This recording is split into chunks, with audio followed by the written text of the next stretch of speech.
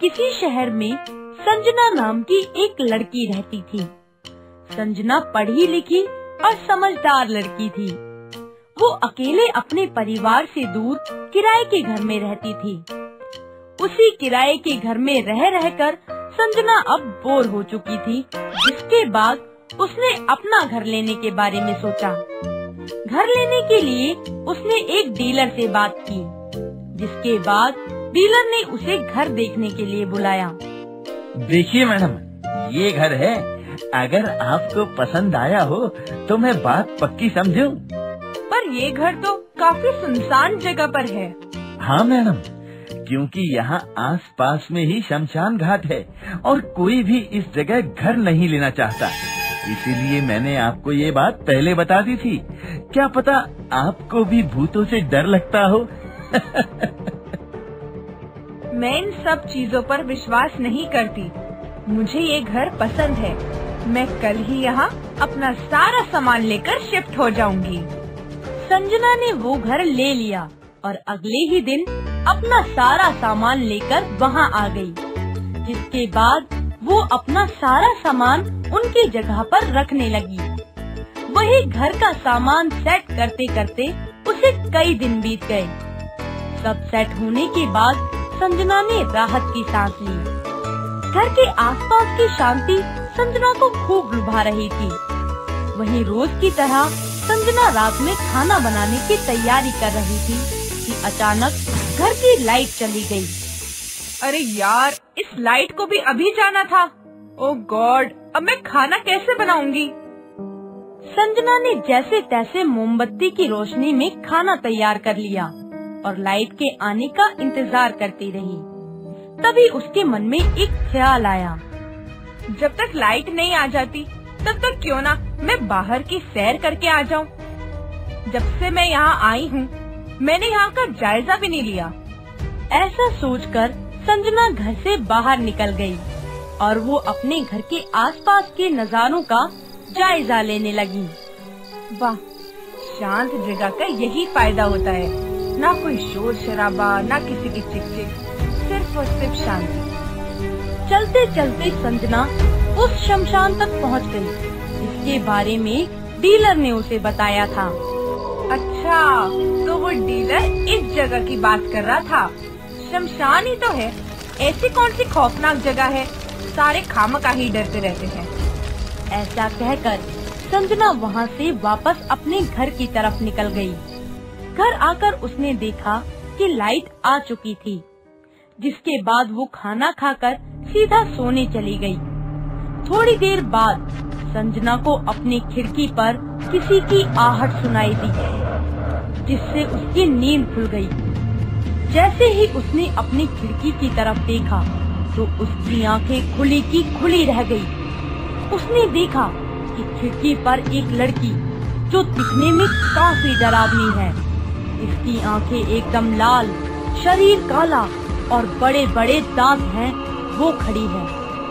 वो भयानक औरत एकटक बस संजना को देख रही थी, जिसे देखकर संजना ने बोला, कौन हो तुम? संजना के बोलने पर उसे कोई आवाज नहीं आई और अचानक से वो भयानक औरत वहाँ से गायब हो गई। ये देखकर संजना रात भर नहीं सो पाई और सुबह होते ही रात के हादसे के बारे में सोचने लगी। कहीं वो सब मेरा वहम तो नहीं था?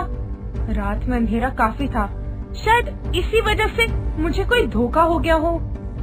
खुद को तसल्ली देते हुए संजना अपना काम करने लगी। शाम हो गई और संजना खाना खाकर सोने चली गई। देर रात उसे कुछ आवाजें उसकी रसोई में से सुनाई देने लगी। आवाज सुनकर वो रसोई में गई तो उसे जमीन पर एक परछाई दिखाई दी। उस परछाई को देखकर ऐसा लग रहा था जैसे वो कुछ खा रही हो। फिर संजना ने अपनी आंखें रसोई की दीवार की तरफ की तो वो डर से कपकपा गई। उसने देखा कि जिस भयानक औरत को उसने पिछली रात देखा था, वो रसोई की दीवार पर उल्टी चिपकी हुई है।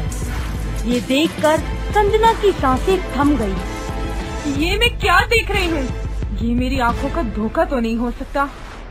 संजना को कुछ समझ नहीं आया और वो डर के मारे कपकपाने लगी, जिसके बाद वो अपने ही घर से बाहर निकल गई। वो भागते भागते एक दूर बसी कॉलोनी में पहुंच गई और वहाँ के लोगों को सारी बात बता दी।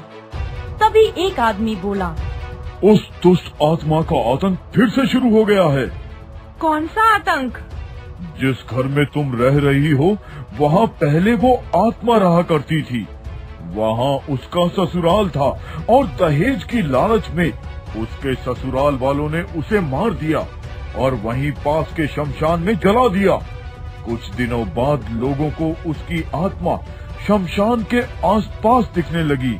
साथ ही उसने अपने ससुराल वालों को एक एक करके बड़ी ही भयानक मौत दे दी थी। उस दिन के बाद से जो भी उस घर में रहने आता है वो आत्मा उसे वहाँ रहने नहीं देती और वहाँ रहने वाले हर इंसान को मार डालती है। ये सब सुनकर संजना बहुत घबरा गई और उनसे समाधान पूछने लगी। अब मुझे क्या करना चाहिए? मैंने अभी अभी तो ये घर लिया है, मैं इस घर को छोड़ के भी तो नहीं जा सकती। अब मेरे पास इतने पैसे भी नहीं हैं कि मैं कोई दूसरा घर ले पाऊँ। कोई ताकतवर शक्ति ही उस पर काबू पा सकती है। तुम चाहो तो किसी तांत्रिक की मदद ले सकती हो। ये सुनकर संजना एक तांत्रिक की खोज में लग गई और उसके मिलते ही उसे संजना ने सारी बात बता दी। जिसके बाद वो तांत्रिक अगली ही रात सीधा संजना के घर पहुंच गया और अपने जादुई मंत्रों को पढ़कर उसने एक भयानक आत्मा को अपनी कैद में कर लिया और वहां से चला गया। इसके बाद संजना कुछ दिन तक तो खौफ में रही, लेकिन समय बीतने के साथ साथ उसका डर भी कम हो गया और वो खुशी खुशी अपने नए घर में रहने लगी।